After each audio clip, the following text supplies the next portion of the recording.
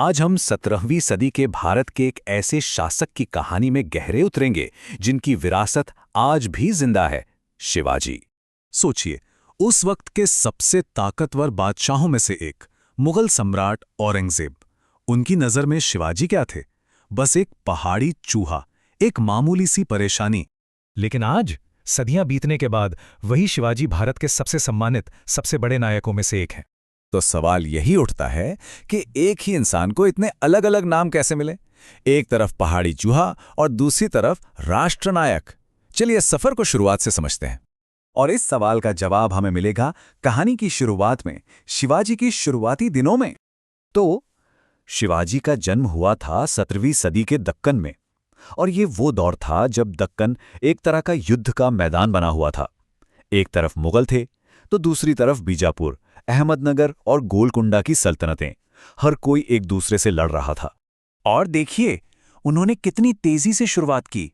1630 में जन्म होता है और सिर्फ 16 साल की उम्र में 1647 में वो अपना पहला किला तोड़ना जीत लेते हैं।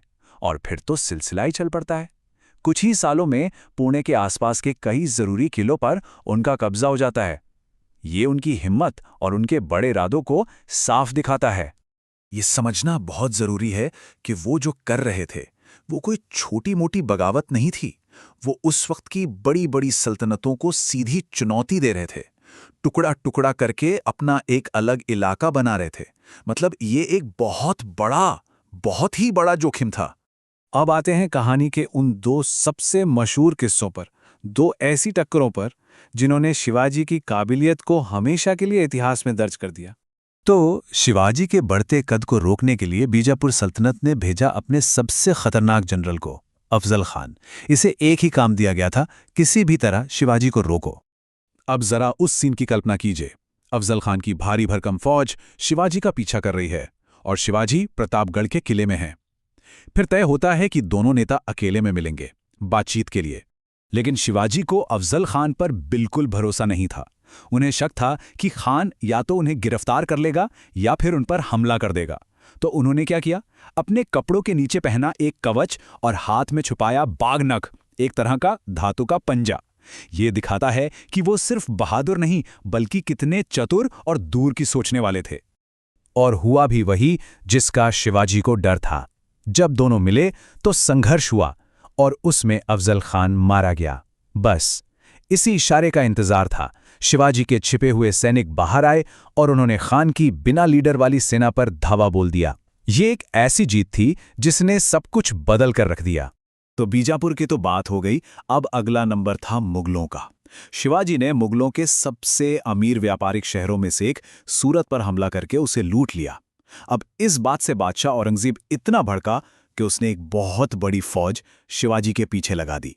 शिवाजी को एक संधि के लिए मजबूर किया गया और फिर 1666 में उन्हें आगरा में मुगल दरबार में बुलाया गया। लेकिन ये एक जाल था। जैसे ही वो वहां पहुंचे, उन्हें फौरन घर में नजरबंद कर दिया गया। सोचिए, दुश्मन के गढ़ में बादशाह की कैद में उनकी जिंदगी अब पूरी तरह से दांव पे लगी थी। और यहीं से शुरू होता है इतिहास का सबसे हैरत अंगेज किस्सा, आगरा से शिवाजी का फरार होना। देखिए कैसे हुआ ये सब। सबसे पहले वो दुश्मन के इलाके में नजरबंद थे। फिर उन्होंने बीमार होने का नाटक किया और कहने लगे कि वो प्रायश्चित के लिए मिठाई बंटवाना चाहते हैं। तो रोजाना मिठाई की बड़ी बड़ी टोकरियां उनके घर से बाहर जाने लगीं। और फिर 17 अगस्त 1666 को वो और उनके बेटे खुद उन्हीं टोकरियों में छिप गए और बस पहरेदारों के सामने से टोकरियों में बैठकर आजाद हो गए। मुगल दरबार तो बस देखता ही रह गया। आगरा से इस तरफ बच निकलना किसी चमत्कार से कम नहीं था। इसके बाद शिवाजी अब सिर्फ एक बागी सरदार नहीं रहे, अब वक्त था एक साम्राज्य बनाने का। लेकिन बात सिर्फ जंग जीतने की नहीं थी। अब एक और बड़ी चुनौती थी, सामाजिक चुनौती। उस दौर के पुजारियों ने उनका राज्याभिषेक करने से मना कर दिया। क्यों? क्योंकि उनका तर्क था कि शिवाजी जन्म से क्षत्रिय यानी योद्धा जाति के नहीं हैं।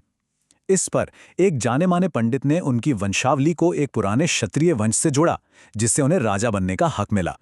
और फिर वो दिन आया, 6 जून 1674, जब शिवाजी का औपचारिक रूप से राज्याभिषेक हुआ और उन्हें उपाधि मिली छत्रपति की, यानी मराठा साम्राज्य के सबसे बड़े संप्रभु शासक।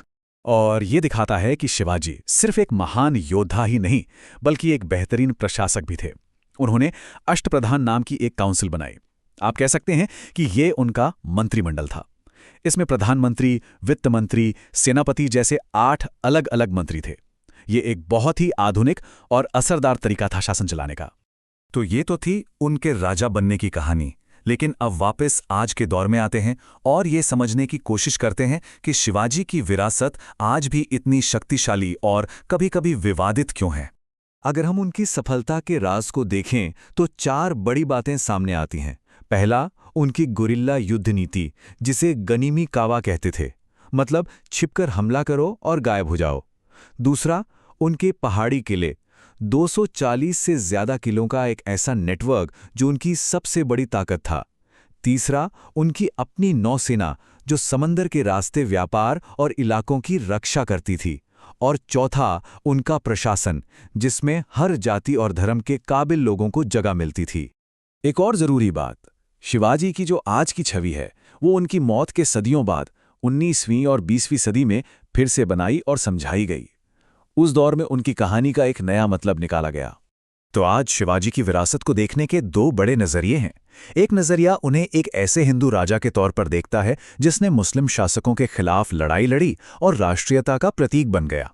वहीं दूसरा नजरिया उन्हें निचली जातियों के एक ऐसे हीरो के तौर पर देखता है जिसने उस वक्त के सामाजिक नियमों और ब्राह्मणवादी सोच को चुनौती दी। तो आखिर में हम उसी सवाल पर वापस आते हैं, शिवाजी को इतिहास में किस तरह याद रखा जाना चाहिए? एक बागी, एक राजा, या फिर एक प्रतीक? एक ऐसा प्रतीक जिसे हर जमाने ने अपने हिसाब से एक नया मतलब दिया है। शायद इसका जवाब यही है कि वो ये सब कुछ थे और इससे भी कहीं ज्यादा।